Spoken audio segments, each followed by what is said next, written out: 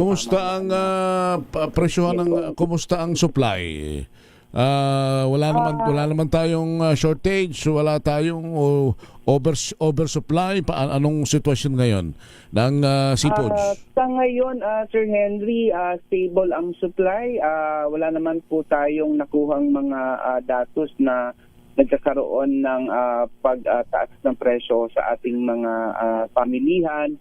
Well, peak season po ngayon at kung siguro po nakarating sa inyo, kasi nabanggit niyo po yung oversupply, in fact, nagpalabas po tayo ng pahayag tungkol po doon sa nangyaring oversupply dyan po sa may bahagi ng Bulan Sorsogon.